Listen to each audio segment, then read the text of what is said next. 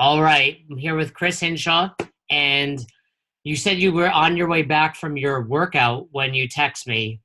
What was today's workout?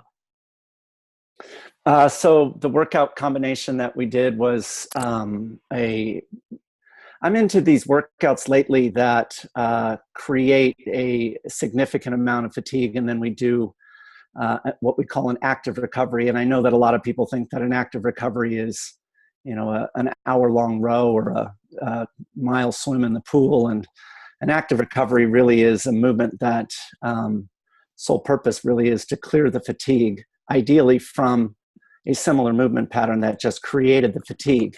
And so what we were doing was a workout that was a combination of ring rows and ring push-ups, very high intensity, very fatigue driven. And then what we did is arms only recovery on the assault bike. So we did a multiple, 10-round workout, essentially creating fatigue in the push and the pull, and then clearing fatigue on the assault bike with just arms only. Now you say you work out with some of the best athletes in the world. Who were you working out beside today?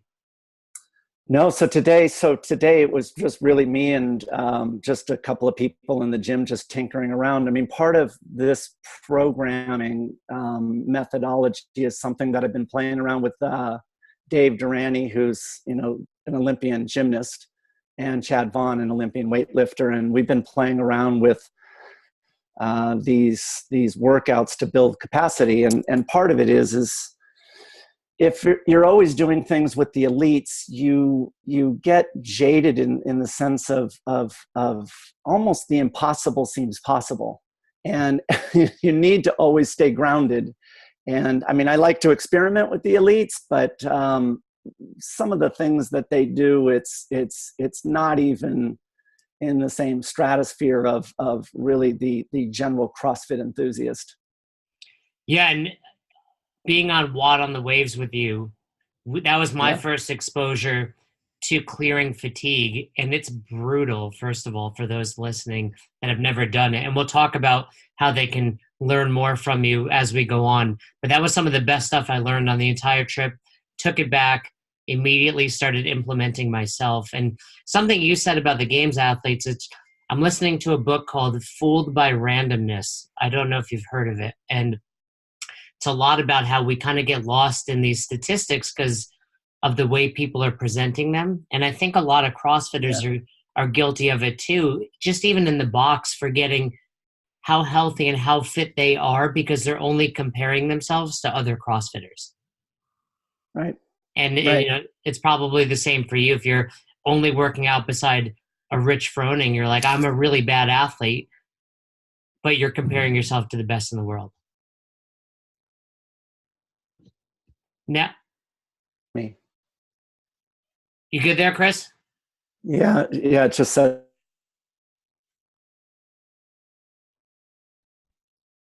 There we go. You're back. You're there. Yeah. We're good. The Wi-Fi's all right? Yeah, mine's beautiful. So let me ask you this. You have a very unique background in the sense that before CrossFit, before coaching, you were involved in sales. Yes, I was. Yeah. Good 25 years in sales. Yeah, now, in Silicon Valley. So you were in the heart of it. You're in California selling. And what were you selling? Oranges? No, electronics. So the last position I had 4 years, I was the director of business development on the western portion of the U.S. Was a $600 million company based out of London. We had about 10,000 people. And what we made were cable assemblies and power cords. And so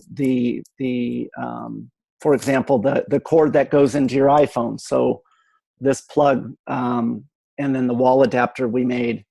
So that was an account. Matter of fact, the year that I left that job, we sold 220 million of those cords to Apple. So you left, I mean, what year did you leave? That must have been in the early 2000s then, if Apple was already around making cords. No, so I left that job and moved into coaching full-time in the CrossFit space. So that was, I want to say July of 2015. Oh, so you were involved in sales for up until somewhat recently then. I actually had a full-time job while coaching for free. And I was traveling for that job around the world just for the responsibilities that I had, the accounts that I had while coaching in the CrossFit space. So I guess CrossFit would have been considered my hobby. But I was really actually doing things because I loved it, and I was trying to repay what CrossFit gave me back. I mean, I got into CrossFit to restore my health from, my triathlon days. And when you age, your family and your friends and your health is your top priority. And for me to get my health back, I felt like, you know what, if I have some knowledge and some experience that can improve the sport of CrossFit, making adaptations more efficient and effective, then I would like to contribute my know-how. And it really came from the space of gratitude. And so that's why I did it for free for the longest time. So, I mean, you went from being the best in the world at your sport to completely out of coaching and out of the sport and part of the, 9 to 5 world.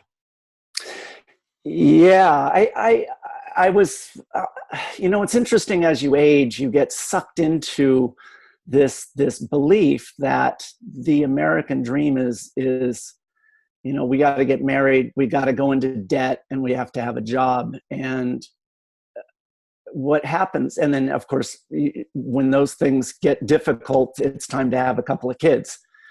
And what's interesting about that is that you never really are looking at yourself. You're just saying, okay, I guess it's time to quote, grow up. What's interesting for me is that, that I went through that lifestyle, and, the kids go off into college, and then I'm sitting there and it's like, well, do I really need to be in this position anymore where I've got a job that I am really good at it, but I wasn't passionate about it. And what I was passionate about was CrossFit and what I was doing within the space in terms of coaching and helping others.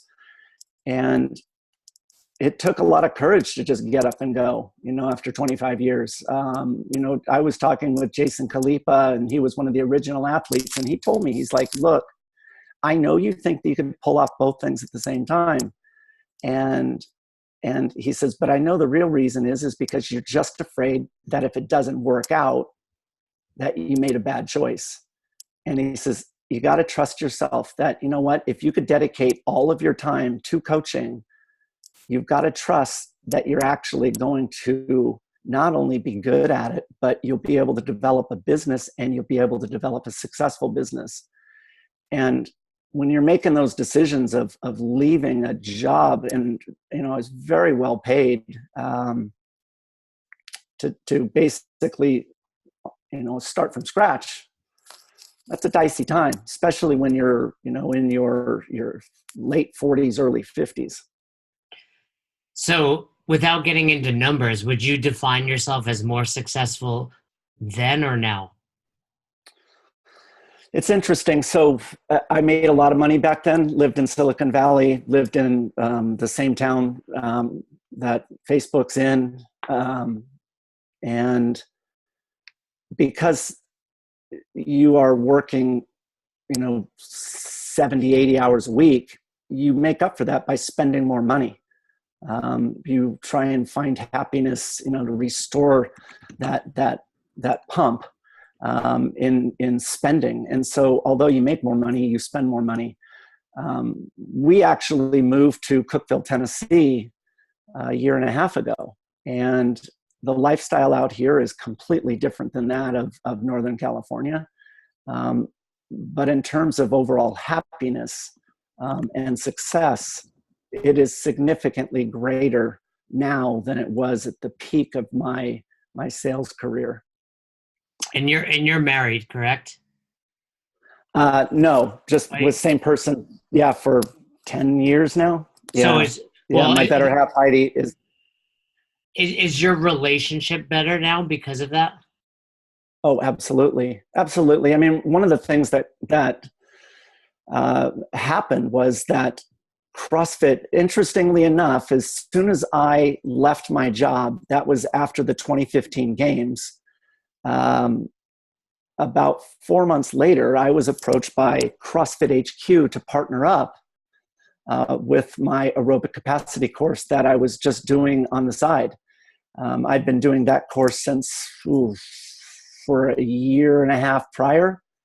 And when CrossFit came in and wanted a lot of structure associated, they want a certain number of courses per year, it turned into a whole separate business. And so Heidi actually runs that entire business. What I do is I give all the seminars, I go to all of the clinics, I teach all of the classes, but she manages all aspects of that business. And so she was able to leave her business as a result, which allows us to essentially travel and hang out together, which is, I mean, that's one of the reasons why, you know, if we're talking about happiness, that the fact, I mean, we get along, and she's without a doubt my best friend, and to be able to do that and travel and share health and fitness, I mean, that's a dream. You know, for all the bad talk CrossFit does get from the, you know, people out there, it's like stories like that, you know, two people that have left their job, created a new business, and get to live happier. It's pretty amazing. And we'll talk about the changes to the preferred courses in a minute, but Cookeville's become the Mecca, right? Cookeville is where you need to go. I mean, who's there now? Aside from you, it's Rich, Tia, Frazier. Is Josh Bridges there? I mean, he's got a piece of property, but I mean, Roy McKernan's moving here in 2 weeks. I mean, you got Angelo DeChico, you got Nick Palladino, Haley Adams. Haley Adams actually lives in our house. oh yeah. Yeah, I mean, Asia Persevich, just, you know, she's what, 20th in the world. Yeah, China Cho's here right now. Mackenzie Riley's here right now. I mean, Yeah, it's the old school, you know, Venice Beach of bodybuilding, basically. Cookeville is where you have to go to be. You know, does that make it more enjoyable just to be around these amazing athletes? what makes it really enjoyable for me is that they push me as a coach. Their expectations are extremely high. They're not looking for workouts for the sake of workouts. They're looking for something that's creative, it's innovative, that it has purpose, that it's more precise, and that has that's helped me evolve as a coach.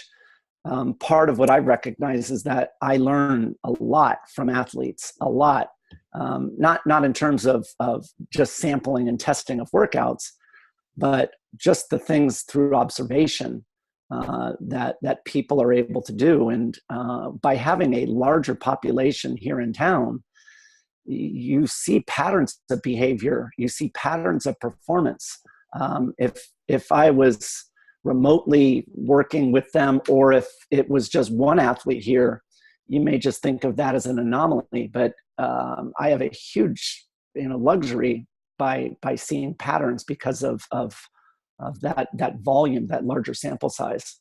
That was something that actually I learned from Glassman early on. I've known Coach for a long time, and one of the things that I learned was, he had a fitness methodology too back in the day, and him and his wife, at that time, Lauren, put it up online and put workouts out there for free, and people came by the hundreds and the thousands and the tens of thousands, and that compressed his learning curve. And that's really important, to shrink the amount of time to learn what works and what doesn't work. And that's important for the sport. I mean, it's a brand new sport, and it's a population within that sport that has never truly been tested. This middle population, this recreational athlete, this general fitness enthusiast. Well, what benefits was your career in sales to your current position as coach? I mean, you're 25 years in Silicon Valley. How did that benefit you? So in selling, what you're really doing is that you're taking a certain situation with a unknown set of variables, and what you're trying to do is you're trying to convince somebody that your offerings have value, that they have merit, that it will assist them. And in sales, you can pitch it in a number of ways. Price points. You can pitch it in terms of quality. You can pitch it in terms of all other source, right, on-time delivery, all other types of deliverables that companies find of value. And before that, when I was an athlete, I represented myself. When I was doing the sport of triathlons, and I raced, professionally for 8 years, and so my product was myself. And that skill of pitching yourself as a product or another tangible product is a skill. And I think that's one of the reasons why the aerobic capacity course has been so successful, is because I realize the people showing up are coming there for an experience. They want to be entertained, but their primary purpose is that they want to get knowledge. And I think from coming into those seminars from a sales background, I'm able to relate to the broad spectrum of people that show up. What I mean by that is we have everybody from zero education to PhDs in exercise physiology, from non-CrossFit athletes all the way to CrossFit Games champions. And you have to provide value across the board. And that is a skill. That's a skill that took me 25 years in sales, and then 8 years prior to that as an athlete, in how to drive home information so that it resonates. I think one thing you also do really well is tell stories. I don't know. Greg Amundsen used to say, if you tell it with a story, I'll remember it forever. So I think that's one thing that really captivates your audience, and it's not a matter of the fact that you're talking about Fraser or Froning or Tia. It's your stories are just you're involved, you're engulfed in it, and it's just, for me, it was just entertaining. I was in it. So that's that's awesome. I was so nervous going that one on the waves. I was so nervous. I was shocked. I mean, there must have been 500 people. Yeah, you filled the ice skating rink for sure. Yeah, I mean, it was. It's interesting for me. I think back when I was a kid, and I was terrible in public speaking. As a matter of fact, I was in 7th grade, and I had a speech teacher, Miss Fields, and it was a nightmare. It was a nightmare that getting up in front of your class and having to speak in front of them. I struggled with it for a really long time. And it's interesting that now I find myself in front of people all the time. And I think that it's interesting when I think back from 7th grade and how awful those experiences are. And then from Watt on the Waves and getting in front of, several hundred people and coming up with unique content, those 3 different speeches that I gave, it comes down to preparation. You've got to be prepared. And the key is people have all the same expectation. They want to have very simple content that's relatable. And a lot of times, if you come in with a bunch of scientific jargon, people don't remember. It doesn't resonate. And what you have to do is you have to put it in very simplistic terms. But more importantly, if you can dovetail that content with a story that they'll remember, then they'll never forget. They'll never forget the content because they'll remember the story. And that's the key. It's interesting that my course with, as a subject matter expert, with CrossFit, I told these stories, and that was very unusual for a course to be telling stories.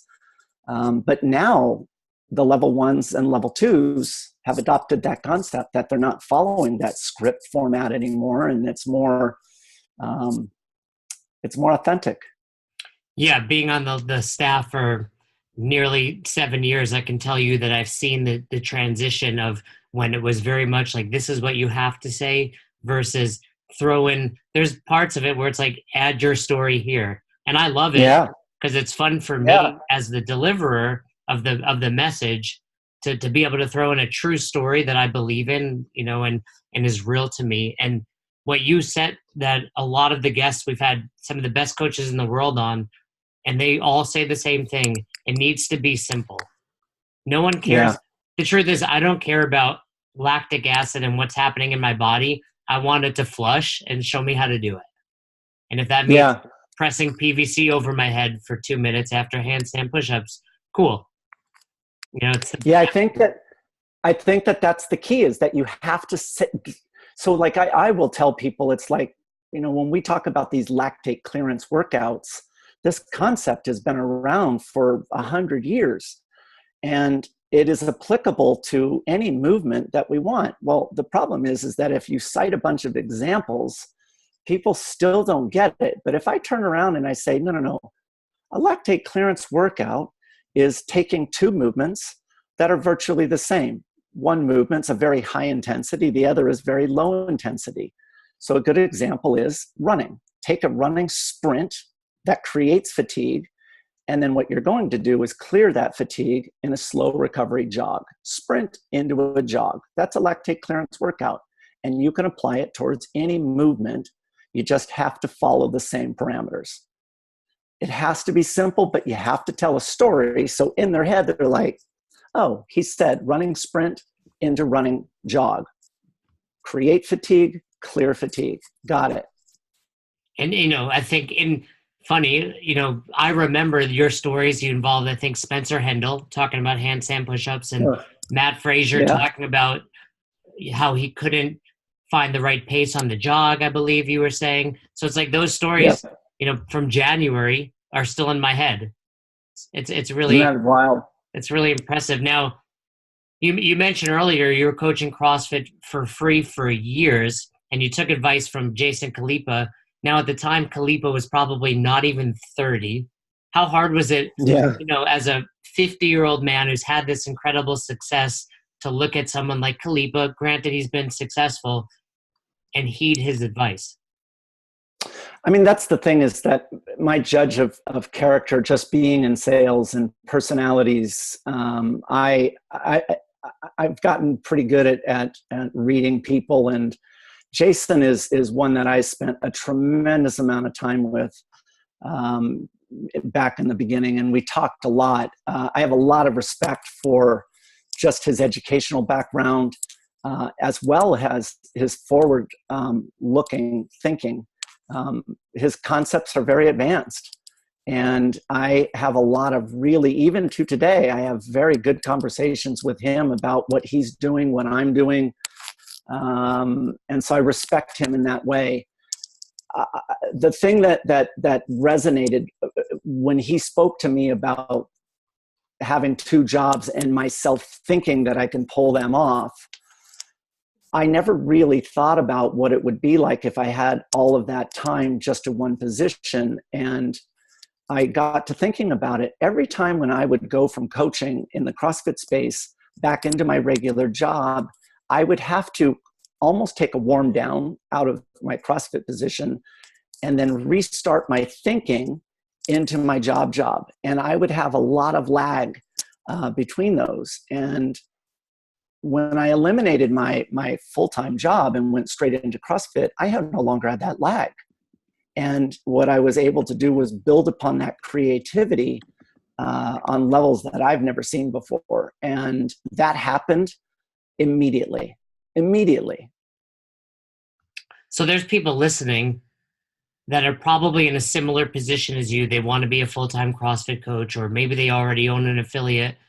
And my advice has always been, because I've never had a, quote unquote real job. It's always been fitness one way or the other. So I'm always like, this is a real job. This is a real job. I get it. But, I'll have you talk to my mom after this and you can explain that to her. Um, so Right. what's your advice to them? It's easy to say, well, yeah, of course, it was Chris Hinshaw and he's this and that, but they didn't see the years of free training, So what's your advice to them? I mean, you've basically given it in that you can't really be 100% devoted to two things. But what else would you tell them? So it's interesting. I think back when I was when I was doing it for free, I took a lot of heat for what I was doing. I mean, this was back, so take end of 2012, 2013. I was talking about pacing. I had Jason Khalipa do a 20-mile run 3 weeks before the CrossFit Games. 20 miles. What was the that point was of that? Unheard of. One of the things, I wanted to build up his confidence and show him that he was able to do something that was seemingly impossible and to do it with relative ease.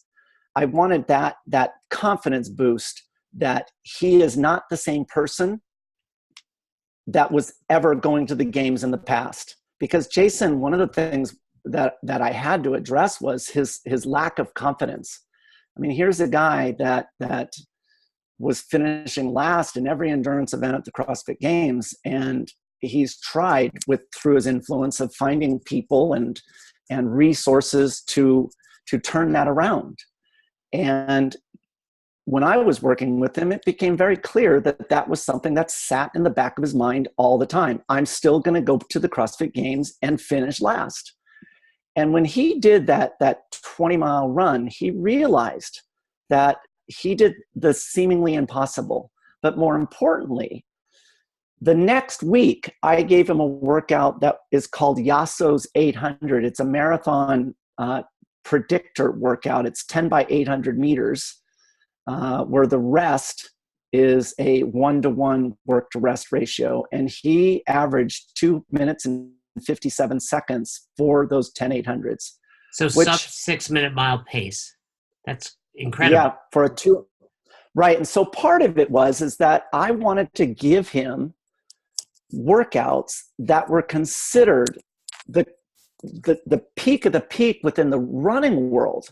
I'm not talking about like CrossFit space. I'm talking about the most extreme, because I had to break him of that confidence barrier.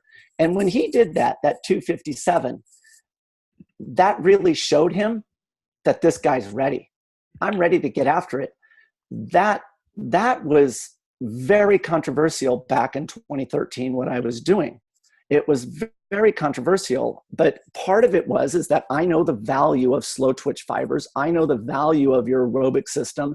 And I knew that was his biggest weakness. And so from a physiological standpoint, I needed to fix that. So I had the physical issue, but I also had that mental, emotional issue that I had to cure. We'll flash forward a few weeks, and then we have a half marathon row. He winds up winning.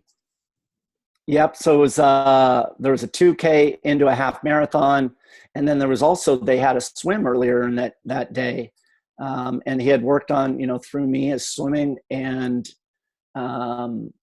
he finished out that first day in first place by a substantial margin. Matter of fact, that year there was 4 endurance events, and he won 3 out of 4 and got a third in the fourth one. And the burden running won, and then there was that Naughty Nancy that he got third behind. It was Josh Bridges and Froning, and then Khalipa. But that was, just because you have a good performance, and I'm so grateful for Jason, not only given the opportunity, but the fact that he delivered. And then that year I coached Garrett Fisher, who placed 5th, and Neil Maddox. That does not prove that you have anything. Just because you have 3 athletes that do something unique, it doesn't mean anything. I met Camille in June of 13 and programmed her. And then she won the games in 14, and that still didn't mean anything. What I was trying to do was really find my own unique space within the CrossFit community, but I wanted to prove that I had something of value. And so I was constantly, honestly, trying to sabotage my own history in the sport by going out and getting more difficult athletes. Like when I brought on Rich Froning, I knew I could make Rich a better runner because he had just walked in that 333 event. But just because you make him a good runner, what if I ruined him as a CrossFitter? Same thing, Frazier. I met Frazier at the end of 14 and started working with him, and I knew I could make him a better runner, but what if I ruined him as a weightlifter? And so I would take on any athlete. The bigger the challenge, the better. 2 years ago, last year I had Cara Webb for 9 months. Here's an athlete that her fastest mile time was 6 minutes and 43 seconds, 6 minutes, 43 seconds.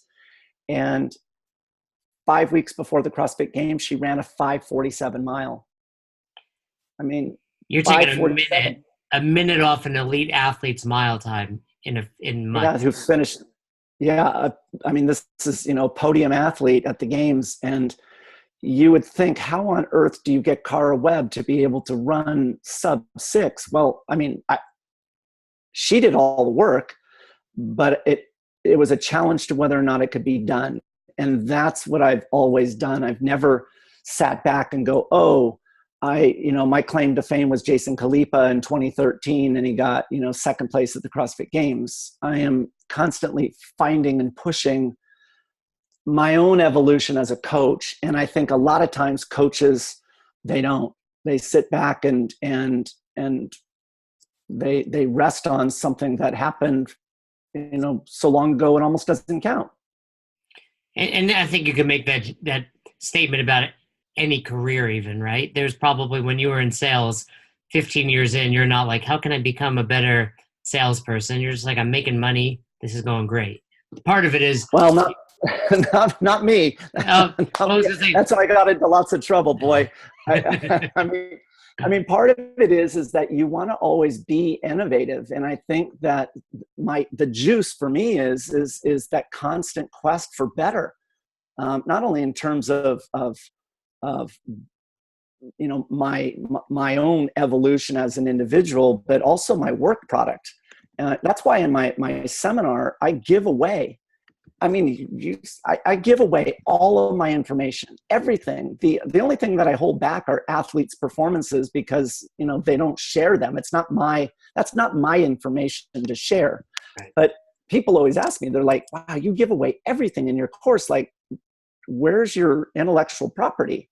I go, well, first of all, if I give everything away, it forces me to go out and learn something else.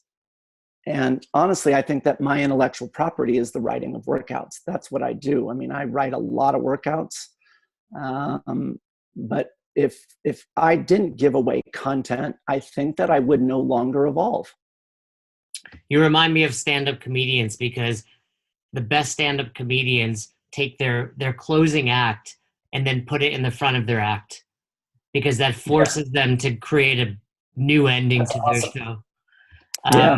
Now, this day and age, you're well-renowned. Everyone knows you. How hard was it for you to convince Khalipa in 2013 to do some of the crazy things you were telling him to do? You went from, I'm coaching for free, you find Jason Khalipa, I assume because you're both out in the, NorCal area. And I don't think it goes from, hey, nice to meet you, go run 20 miles. Well, so here was the thing is that, so I had been at Santa Cruz Central for 3 years. And then I realized that there's more than one CrossFit gym. And I was driving an hour. So I looked online and I found NorCal CrossFit. And at that time, this was in 2011, they were not doing any cardio in the programming. It was all barbell work, and I was running 2 times a week on the side. So that was a good place for me to go. I met Jay a year after being there. And interestingly enough, he called me a month after meeting him. So this was in late 2012. And the reason why I was so successful with him was because in that initial call, he told me, he said 2 things. I want to know what you're going to be doing. I want to know your direction. But he said, I will never question you I will never question it. And I will always do whatever you ask of me. And so those two things of not questioning the direction I'm going and always doing what I ask made him coachable. I mean, it really defined what I'm looking for in athletes. And honestly, there are a lot of athletes that are out there, especially in the CrossFit space, that are just not coachable. Well, I was going to ask you, have you had to deal with that? Oh yeah, no, it's part of the thing is that you need athletes that are honest with their level of commitment. For example, if an athlete comes to you and says, I want to win the CrossFit Games, well, I know what it takes to do that. And if they don't want to put the work in, they don't want to make that commitment, there is a mismatch in that relationship, because you're telling me one thing, but your actions are something different. Now, I much rather have an athlete that says, look, I just want to finish in the top 10, or better yet, I just want to finish in the top 20. Now that changes a lot. That changes a lot. Part of it is that athletes, they're not honest with their ambitions. Now, with the change to the games, is that changing how you're programming for your athletes? We don't know what's to come, but I think there's some speculation that day one's going to have this major cut, and you can assume it's going to be some sort of long, distance run, bike, or swim where 1,000 people can go at it. Does that change? What's that? I agree with you. I think it's going to be a long run. I think that it's going to be a 5K.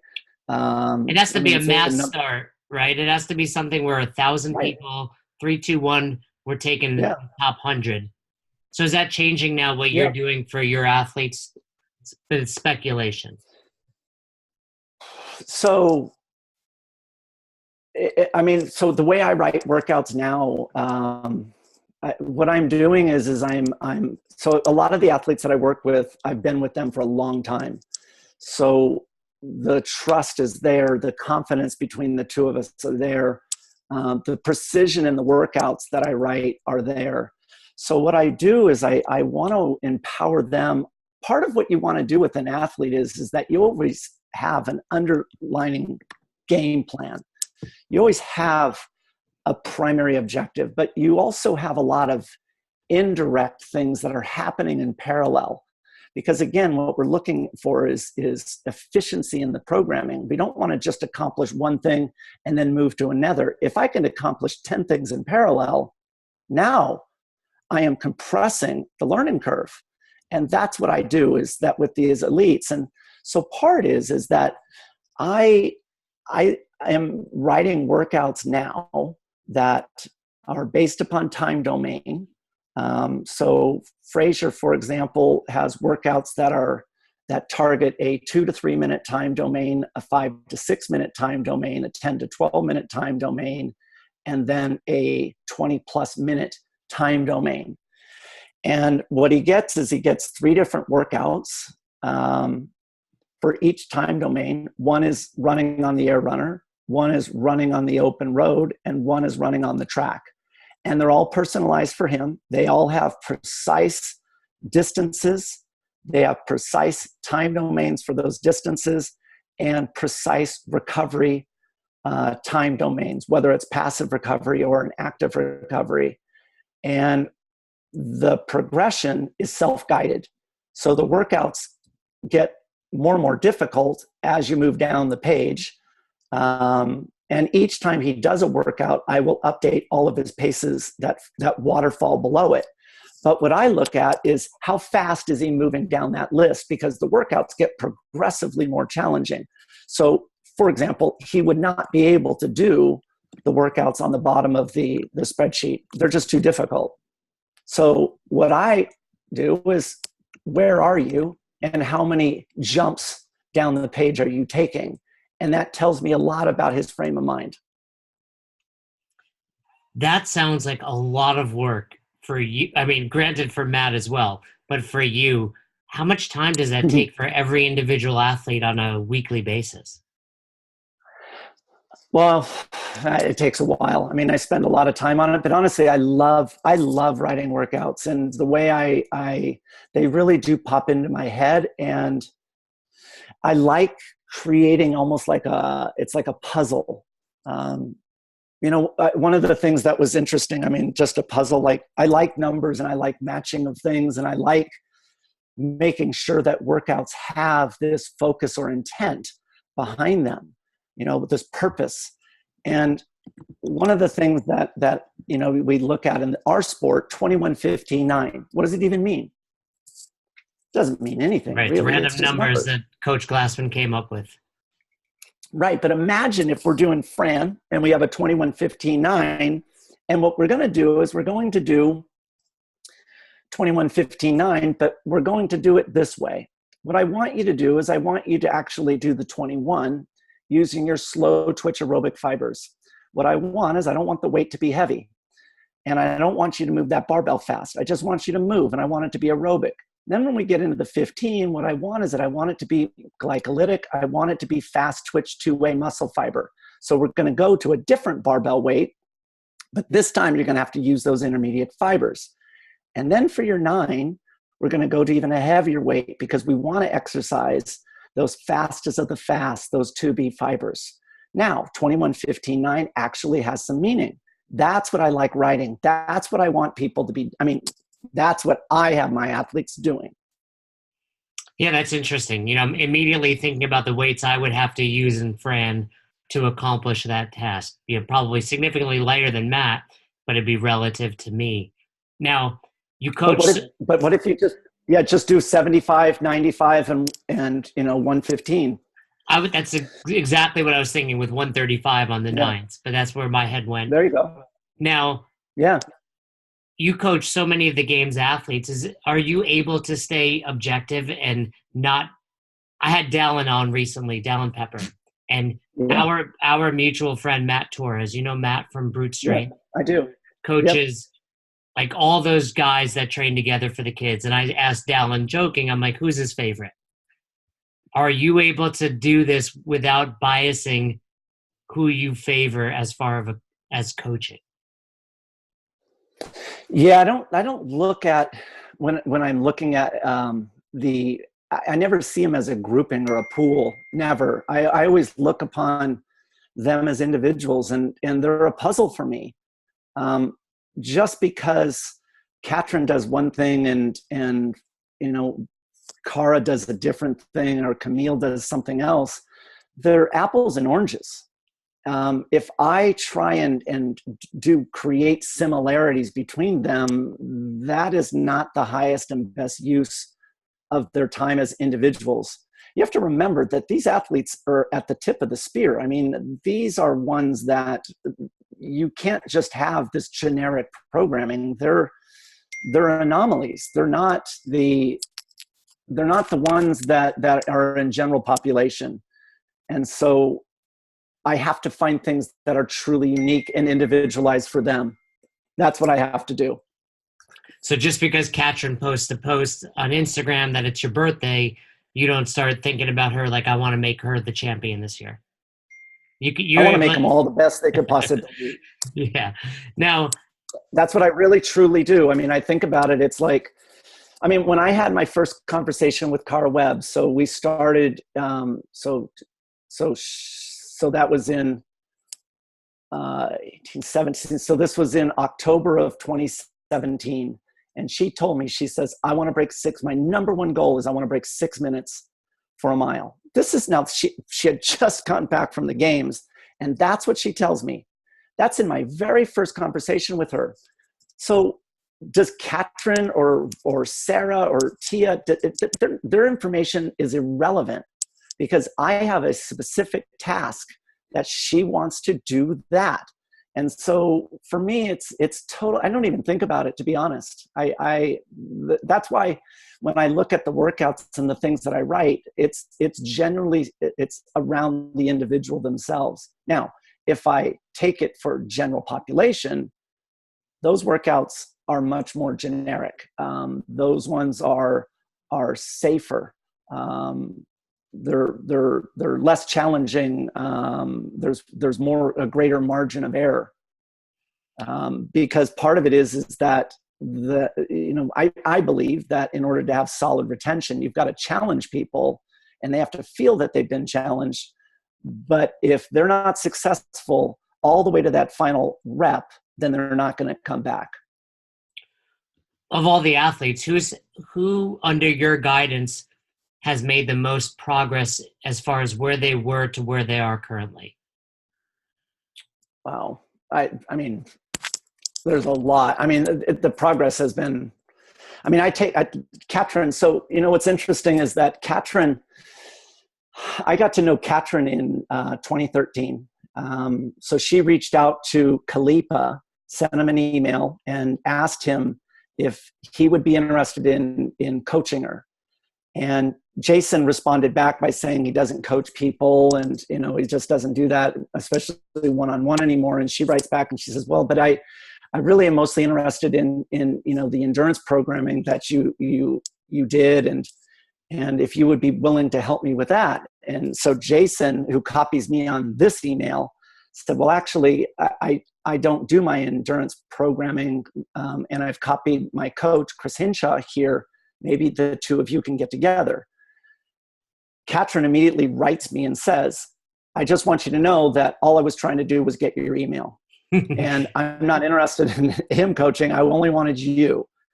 And which was cool because she was 20 years old at the time. And interestingly enough, I mean, her mile time has improved over a minute.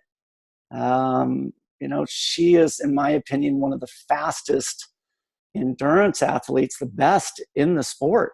And so I'm really proud of her. I mean, all of the athletes are just unique in the way. Just take Tia. Tia struggled with her closing speed, her cycle time of movement. Her definition of intensity was not truly high intensity. And so every athlete it had a unique set of characteristics that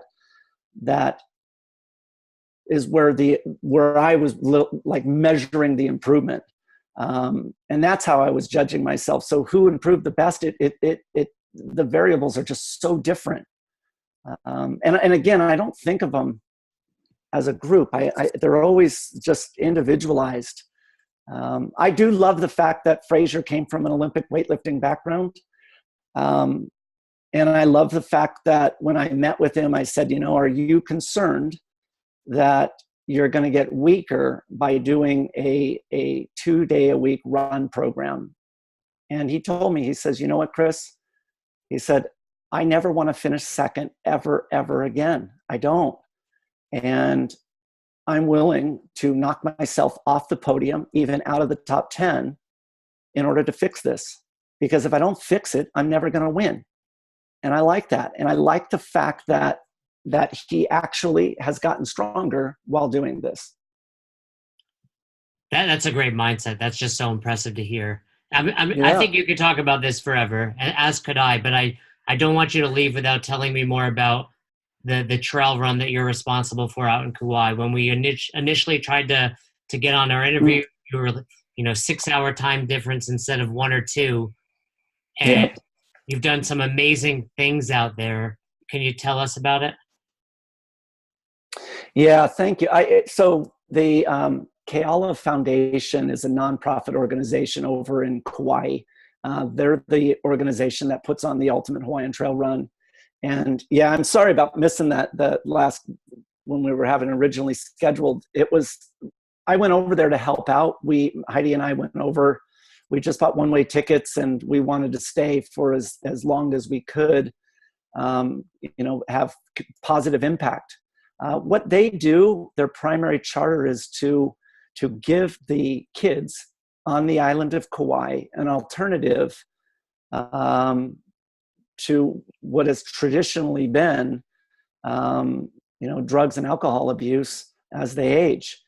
And there's now over 600 kids in the program, and the program provides CrossFit to these kids for free. The organization actually picks the kids up from school, takes them to the gym, trains them, coaches them, feeds them, and then takes them home. And it's truly driven by charitable donations. And so we did, some fundraisers, but it's a cause that Heidi and I have been involved in from the beginning. And it's interesting when you give. And I've done a lot of volunteering, but I get rewards from it in terms of accolades from the public, right? If someone wins the games, when you give to a charitable nonprofit that especially kids, one of the things that you quickly realize is that you don't expect anything in return, nothing. And you're just doing it because this is just what you feel like and you want to do. It's your choice to do it. And you're going to give without any expectation. And when you're able to do that, and this is one of the things that's very addictive for me, is that feeling of giving without expectation of return is a level of reward that I've never felt before. And I do feel for these kids. I do feel for these Hawaiian families, the island families, and what's been happening.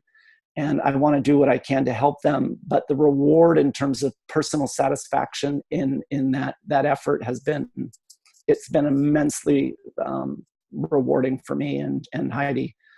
So if anybody does want to contribute, one of the things that you could either do is you can go over and do the trail run, which is middle of September.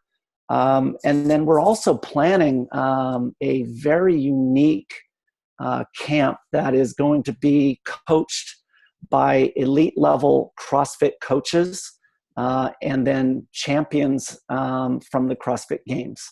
We're going to be having it at Mayhem, and all of the money that is raised will go into the foundation as well as into Rich and Hillary Froning's primary charity, which is Mustard Seed Ranch, both kids' organizations. So that camp's going to be something cool. We're looking at doing that either in December or March at CrossFit Mayhem. So that will be cool.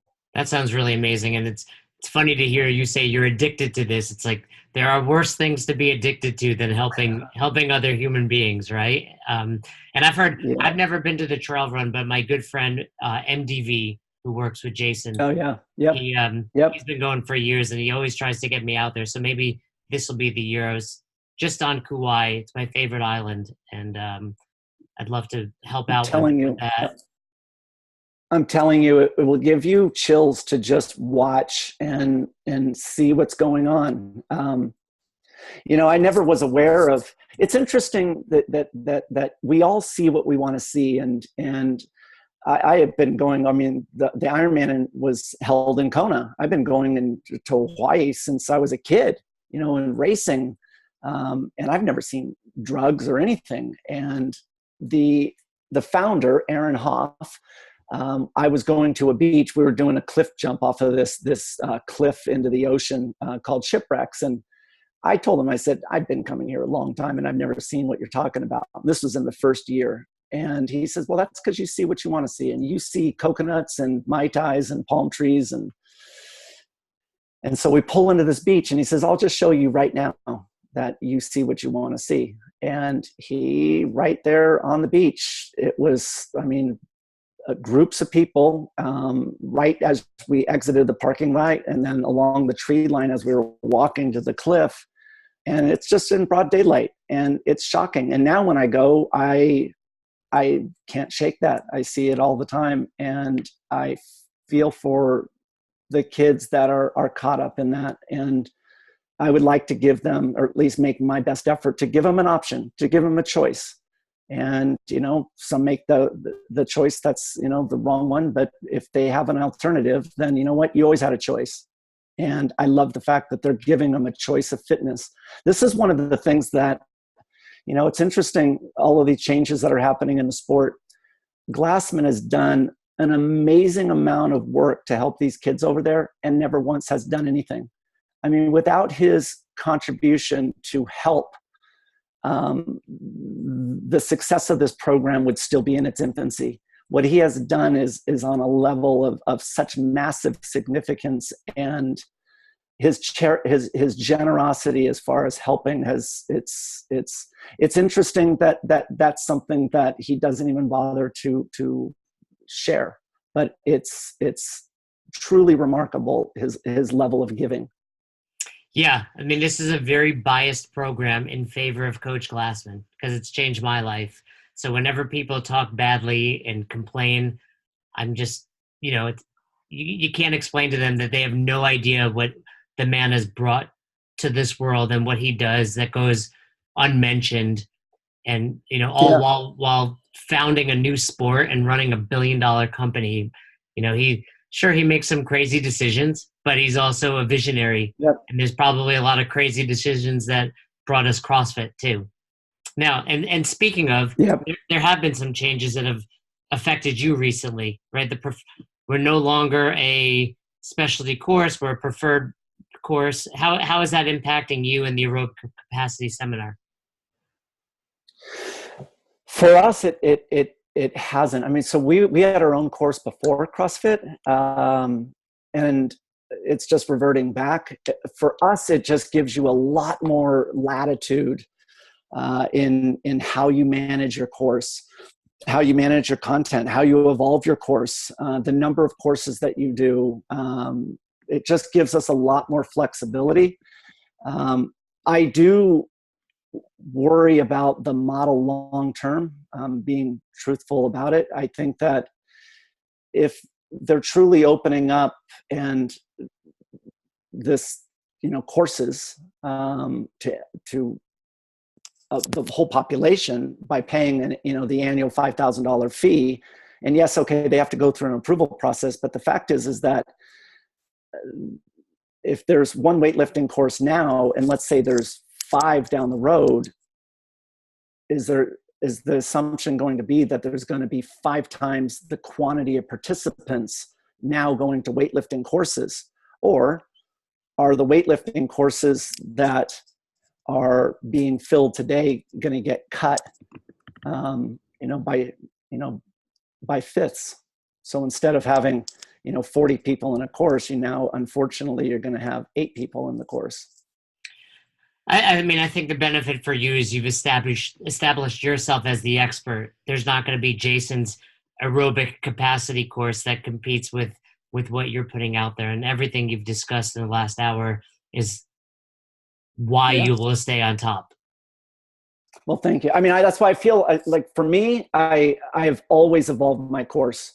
Always. I've always kept it on leading edge. I also teach them all. I mean, part of it is that I want to know where the sport is, like what's driving the sport today. Where are, the levels of interest as far as the coaches, the affiliate owners, and the athletes that are attending my course. What is their hot buttons? I mean, for example, I added pacing into my course about a year ago, as far as not just the skill of pacing, but how do you pace a workout that you've never done before? Like, how do you do it? Like, coaches will openly say, oh, just find your maximum sustainable intensity and stay there. Okay, where do you do that? How do I judge that? How do I reflect on it to see whether or not I did it correctly or not? How do I own that as an athlete? And I added that in there because for me, I didn't know that was a question. And I realized that a lot of people, I mean, pacing's a huge buzzword in the sport, but for example, do you pace everything? Well, if it's a 6-second max effort sled sprint, you're not going to pace it. So at what point in time do you actually start pacing, and why? And I evolved that into the sport because I realized it had value and that there was interest. And I think that my approach as far as sharing all of my latest things that I've been working on and what actually drives adaptation keeps the course fresh. Like the people that went 2 years ago, that, if they came today, it's a totally different course. It's more advanced because, let's face it, our sport's evolving rapidly. Yours is one of the handful of courses, if not the only one, where every time I ask someone what they thought, they're like, you need to go check it out. And if CrossFit ever gives me a weekend off, I will be there. I'd love to have you, man. And Watt on the Waves, you talked for probably 3 to 4 hours, and I assume it's a lot of what went on there. And tell you what, my wife and I, as soon as we left, we're like, next time he's around, we need to go check that out. That was that good. And I hate running. I hate all the stuff you're teaching as far as the monostructural stuff, but that's why I need to do it too. But it's just listening to you. Yeah, I mean, I mean, part of it is, like I said, is like I'm trying to make it a good experience for everybody. And I don't use notes during mine. I look at the audience and I look at, whether or not they're getting it, and I can either pick up or slow down. And part of it is I do also recognize people don't like to run. And one of the things that I do in the first workout is we run. And because I've changed the format of it to focus on a skill and not necessarily intensity, essentially creating a game out of it, people love it. And it shows them that if a workout is programmed properly, running is actually enjoyable. And that's what I want people to recognize is, you can do workouts that are not always focused on the biggest and the baddest and the strongest. Maybe we should focus on skills so that the person who just walked into the gym for the very first time has a chance to shine. And that's what drives me, is that I realize that, if I'm always focused on programming around Rich Froning or Matt Frazier, I'm leaving 99.9% of the people behind. And that's what you realize when you come to the course. You realize that what he's doing is writing not just running workouts, but weightlifting, gymnastic workouts that are for general population, the people that are just looking for better fitness. Very, very, very true. Rumor on the street, and I'm going to let you go in a minute. Rumor on the street is your favorite cheat meal is Ruffles potato chips. Is that true? It is, actually. I could go right now into the pantry and get you a bag of Ruffles, low fat with sea salt, but I got to have it with onion dip. If I have that, yep, that's my death row meal, actually. I want some onion dip and a bag of chips. Death row, you're still going low fat though? I mean, at that point, are you just like, get me some regular chips? You know what? You always got to have hope. Yeah, you got to have some hope that maybe. Was that what you craved when you finished the triathlon? You just salt? Is that why it still resonates so much with you? That's funny because so in the Ironman in Hawaii, Kona, we would park our car near the start finish line down by the pier. And we would park our car in a shopping center that was probably a quarter mile away.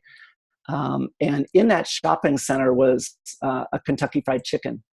And my post-Ironman meal was a bucket of original chicken. And I would sit down and that's what I would eat. And it was, people would say, oh, you can get sick. I didn't get sick ever. And I'd eat the whole thing.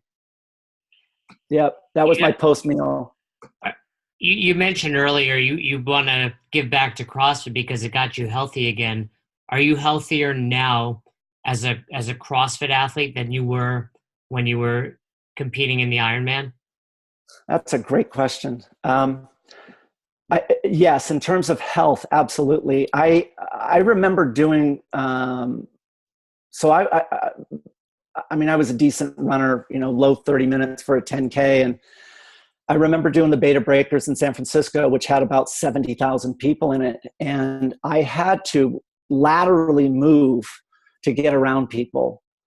And I, every now and then, would get bumped by somebody on my side, and it almost knocked me over. Like I was really good at going in one continuous direction.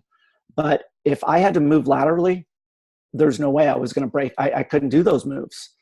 And that is not an issue today. I really, truly regret I never understood why I didn't have finishing sprints, finishing kicks. I never understood why, if a run had hills, that I would get dropped going up hills, why I didn't have any power output. I never understood it. And the mistake is that I didn't actually develop my fast twitch fibers. Now, granted, I didn't have a lot of them, but I still had 12% of my capacity was fast twitch. And you know what? They were passive because I never trained them. I could have been better. I could have been better. And that's where I've learned from CrossFit is that, especially with the elites, is that I don't want them to make those mistakes. I don't want them to look back and go, man, I could have been better. I could have been better. I want them to take advantage of every opportunity to maximize performance because their window is so short. When it's over, it's over. And so I look back now, I without a doubt, because of CrossFit, I am healthier and more fit. And I wish that I could have had the same ability back then because I would have been better and I would have been more durable. Would you have won the Hawaiian Ironman? It's hard to say. I mean, there's so many variables over there. It's just hard to say because I know how hard I was training, and I know that when the gods came down and handed out genetic gifts, my lung capacity is 50% larger. My body fat back then was 3.4. I had a VO2 in the movement of running of 89 milliliters per kilogram per minute. My slow twitch, I've had biopsies in my shoulder, my legs, 88% slow twitch. I mean, I was made for moving fast for long amounts of time. And I wonder if I had fully developed my arsenal of fibers, what could have been. And I'll never know. I'll never know. But I had a good run. That's the thing, is I had a good run. And for that, I had such a good time. Well, I think you're very similar to me in that you wouldn't change anything because you wouldn't be where you are today without everything you've done. Last question that I ask every guest is, do you have any book that you recommend the listeners check out? Doesn't have to be about aerobic capacity, but just a book that you've recommended over the years of your life. A Man in Full. Who's the author of that? You know? Well, I can't remember. When are we going to get a book from you? Oh boy. So it's interesting that, I do a lot of just writing, and what I do when I write things is that I throw things into folders, and these folders actually are chapters. And, I was asked about a year ago whether or not, I'd be interested in just writing a book to put all of this together into one concise space. And I'll tell you what my problem is. I don't feel like I've got it, figured out. I don't feel like I have it down yet. I feel like I need to learn more. And maybe that's just my own insecurities, but I feel like there's another piece out there that I need to put into the puzzle so that it's complete. But I think about it all the time. I really do, because I don't write blog articles, because I spend so much time programming of workouts and analyzing athletes' strengths and weaknesses. But yeah, it would be a very interesting piece, just in the sense that the way I assess individuals and how I prescribe to create adaptation is somewhat unique. And I think that our market, especially for, I'll tell you a story. So I was with this potential sponsor, and this is a big name company, massive, one of the huge company. And this guy sits down and he says, I'm not sure, why you're here. I don't understand what the purpose that you can provide our company, that we work with a lot of Olympian level coaches, and you're a CrossFit coach. Matter of fact, you're only a specialist within the CrossFit space. I don't see where the value is. And I told him, I said, I agree. You guys have Olympian level coaches, and I have no interest in coaching an Olympian level athlete. I don't. What my interest is that I'm interested in providing to the fitness enthusiast, the recreational athlete, the one that wants to go out and run 1 to 2 times per week. And what I want to do is I want to give them the best performance and the best experience that they can in their local 5K or 10K event. That's what I'm interested in. And what's interesting is that I'm the best in the world at doing that. And that represents 99.9% of the population. That's what we do in CrossFit, that we are targeting the people that don't want to win in the Olympics. These are ones that are targeting fitness. And it represents 99.9% of the people. And that's what makes CrossFit so amazing, is that there is a sport for the athletes that before there wasn't one. If you weren't on the extremes in terms of endurance or speed, strength, and power, you eventually were removed. And the same thing with coaches. We have a chance to really truly create greatness for ourselves because it represents 99.9% of the population out there. This population wants to do a variety of things. And you know what? If you can provide something within that space that drives adaptation more efficiently and effectively, then you know what? You will find some greatness for yourself. Well, I think that's a great way to end this interview. That was, profound amongst many things you said. That was truly, I'm motivated right now. I almost want to go out and run, Chris. So come to the course and let me trick you into having a good time into that run. Yeah, I'll make it fun. I will do that. I really appreciate your time. I appreciate all you've done for the community. And I would love to be a part of helping out your foundation in the next year and in the future. Love it, man. Well, thank you. I really appreciate it. It's a nice interview. A lot of good stuff too. Never been talked about. Thank you again. Thank you.